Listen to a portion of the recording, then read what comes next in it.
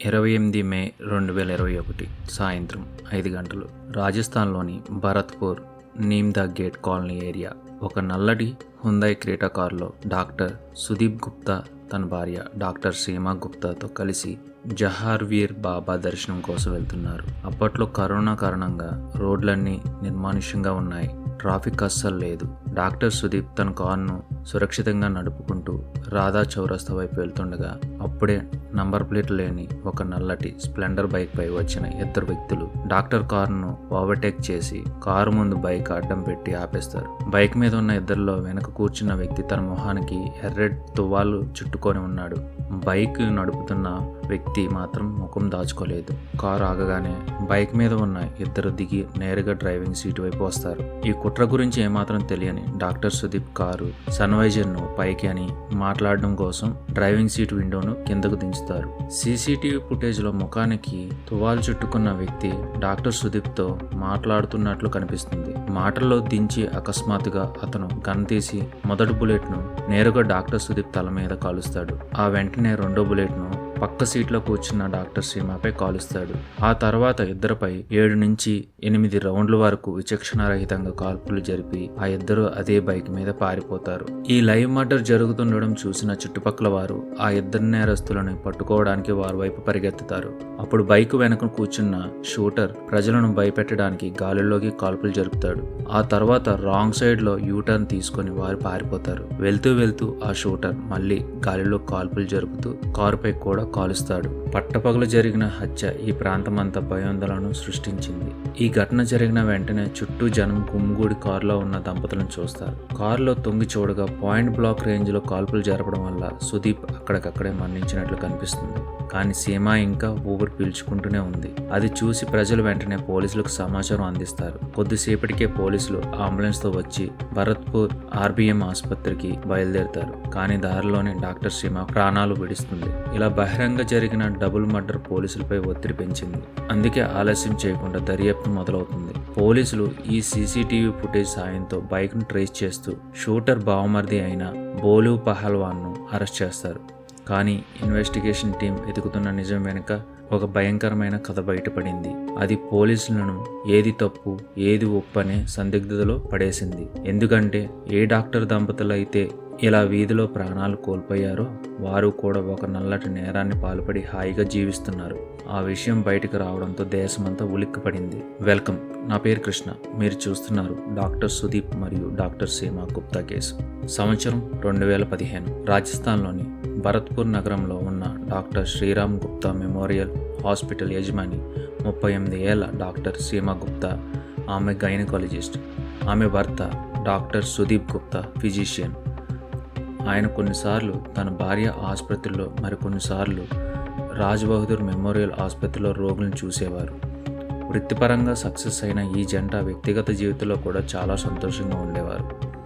వారి సంతోషాన్ని పెంచడానికి వారికి 2 పిల్లలు, కుమారుడు సమయం, కుమార్తె సాక్షి.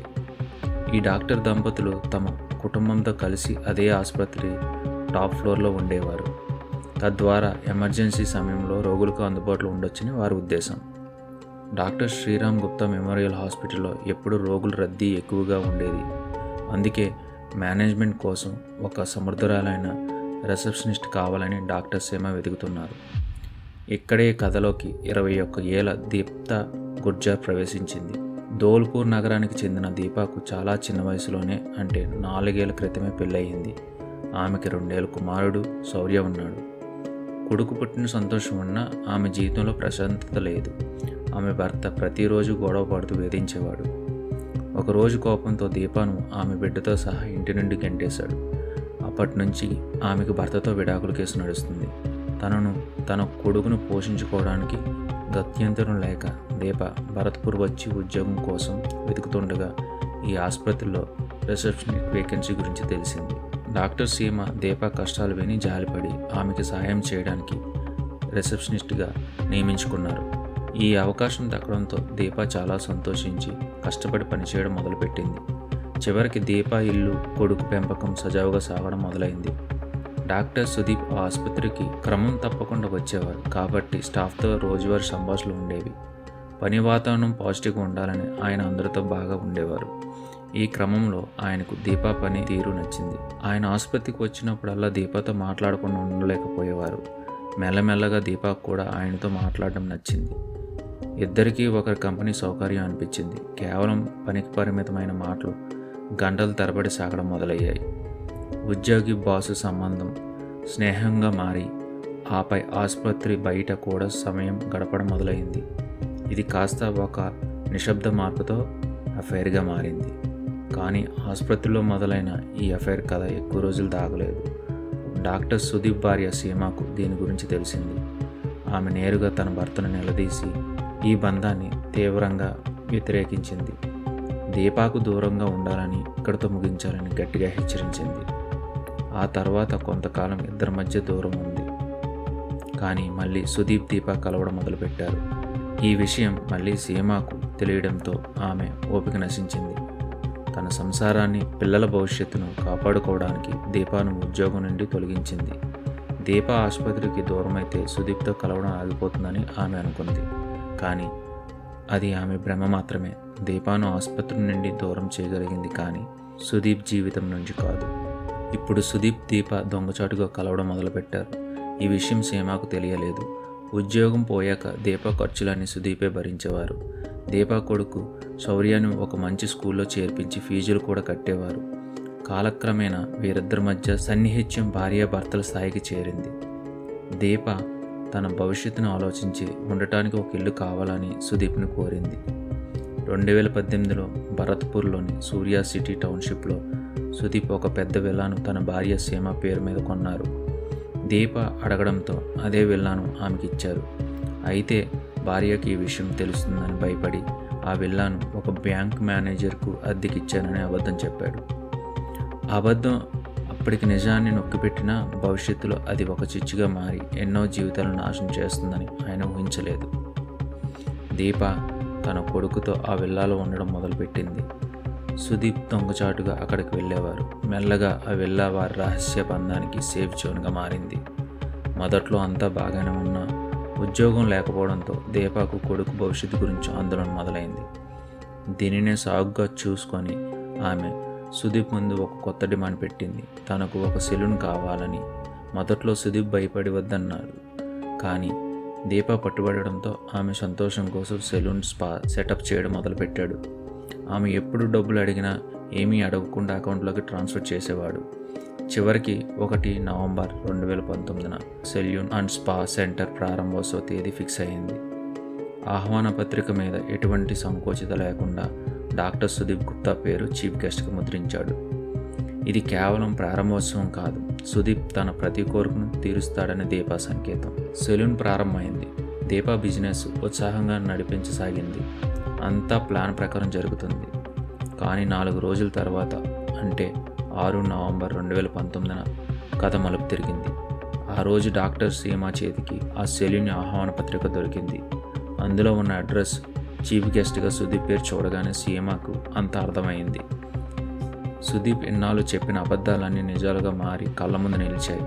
ఆ విల్లా బ్యాంక్ మేనేజర్కు కాదు, దీపాకు ఇచ్చాడని ఆమెకు అర్థమైంది. ఈ నిజం సీమా కోపాన్ని కట్టలు తెంచుకునేలా చేసింది. భర్త మోసాన్ని భరించలేక ఆమె ఈ విషయాన్ని తన అత్తగారు సులేఖ గుప్తాకు చెప్పారు. మొదట సులేఖ తన కొడుకును అడగగా సుదీప్ తెలివిగా అబద్ధం చెప్పి అఫైర్ను తిరస్కరించాడు. కొడుకు మీద ప్రేమతో సులేఖ దాన్ని నమ్మేసింది. కానీ సీమ వదలలేదు. సుదీప్ పేరు ఉన్న ఇన్విటేషన్ కార్డును అత్తగారికి చూపించింది. కొడుకు చెప్పిన అబద్ధం బయటపడడంతో సులేఖ కోపం పెళ్ళుబీకింది. ఆమె దీపాను నేరుగా నిలదీయాలని నిర్ణయించుకుంది. మరుసటి రోజు, అంటే 7 నవంబర్ 2019 సాయంత్రం డాక్టర్ సీమ మరియు సులేఖ ఆటోలో సూర్య సిటీకి బయలుదేరారు. విల్లాకు వెళ్ళగానే దీపాన్ని చూసి గొడవ మొదలైంది. దూషణల మధ్య ఆమెను ఇంటి నుండి బయటకు గెంటేయాలని చూశారు. కానీ దీపా నిరాకరించింది. అప్పుడు సీమ సహనం కోల్పోయి దీపాపై చేయి చేసుకుంది. గొడవ మధ్యలో దీపా తప్పించుకొని సుదీప్కు ఫోన్ చేసింది. తన భార్య, తల్లి అక్కడ ఉన్నారని తెలిసి సుదీప్ కంగారు పడి సీమాకు ఫోన్ చేసి అక్కడి నుండి వెళ్ళిపోమని చెప్పాడు. కానీ సీమ తగ్గేలా లేదు. ఇద్దరి మధ్య ఫోన్లో గట్టి వాదన జరిగింది. విషయం సర్దుబాటు చేయడానికి సుదీప్ ఆసుపత్రి నుండి విల్లాకు బయలుదేరాడు. కానీ అప్పటికే సీమ పూర్తిగా విచక్షణ కోల్పోయింది. ఈ కథకు ఈరోజే ముగింపు పలకాలని నిర్ణయించుకుంది. ఆమె తన బ్యాగులో స్పిరిట్ బాటిల్ తెచ్చుకుంది. అత్తగారి సాయంతో దీపాను ఆమె బిడ్డను కిచెన్లో పెట్టి తాళం వేసింది. ఆపై సోఫాలు, పరదాలు, ఫర్నిచర్ మీద స్పిరిట్ చల్లి విల్లాకు నిప్పు పెట్టింది. మంటలు అంటుకోగానే సీమ తన అత్తగారితో కలిసి అక్కడి నుండి పారిపోయింది. మంటలను చూసి చుట్టుపక్కల వారు రాగా సీమ గట్టిగా అరుస్తూ కాపాడగలిగితే కాపాడుకోండి అని చెప్పి వెళ్ళిపోయింది. లోపల దీప, శౌర్య కాపాడమని కేకలు వేస్తున్నారు. కానీ ఎవరు ముందుకు వెళ్ళే ధైర్యం చేయలేదు. సహాయం అందేలా లేదని దీప తన 21 ఏళ్ల తమ్ముడు అనుజ్ గుర్జార్కు ఫోన్ చేసింది. సోదరు గొంతు విన్న అనుజ్ వెంటనే బైక్ మీద సూర్య సిటీకి బయలుదేరాడు. దారిలో మళ్ళీ ఫోన్ చేసినా కనెక్ట్ కాలేదు. విల్లా దగ్గరికి వచ్చేసరికి అది పూర్తిగా మంటలో చిక్కుకుంది. లోపల నుండి శబ్దాలు రావడం లేదు. తన సోదరి మేనల్లుడిని కాపాడుకోవడానికి అనుజ్ ఒక దుప్పటి కప్పుకొని లోపలికి వెళ్ళడానికి ప్రయత్నించాడు. కానీ మంటలు దాటికి అతను స్పృహ తప్పి పడిపోయాడు. ఫైర్ ఫైటర్లు వచ్చి అనుజ్ను బయటకు తీసి కాపాడారు. అతడిని జైపూర్ ఆసుపత్రికి తరలించారు.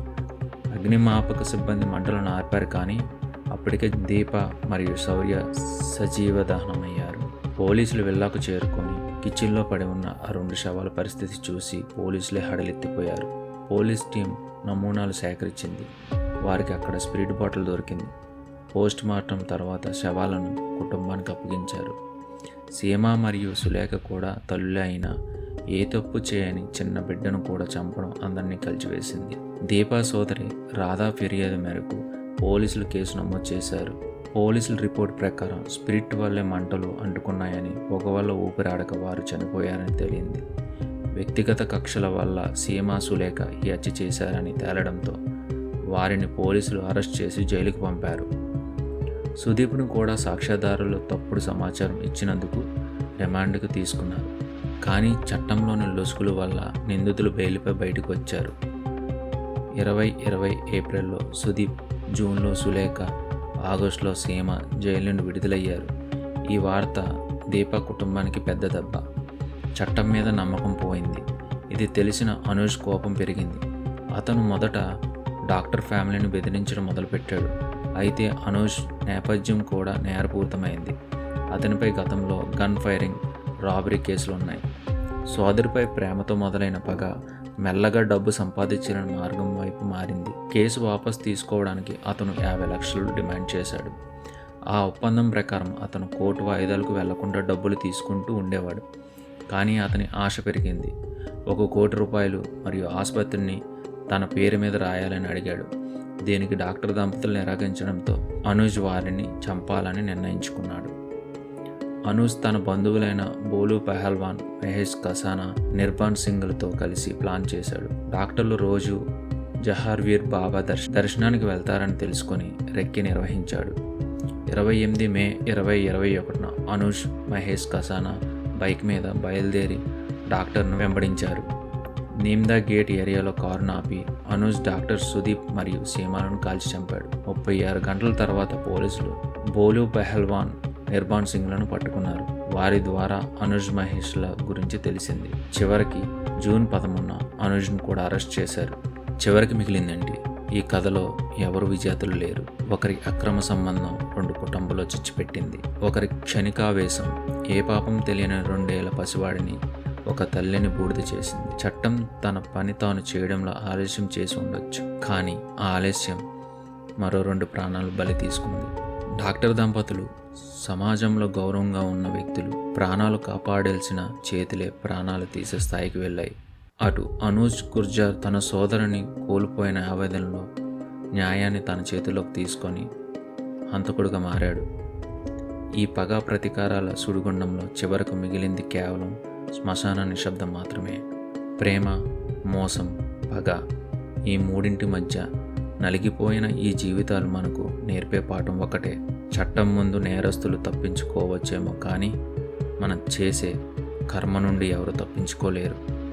ఈ కేసు గురించి మీ అభిప్రాయం ఏంటి?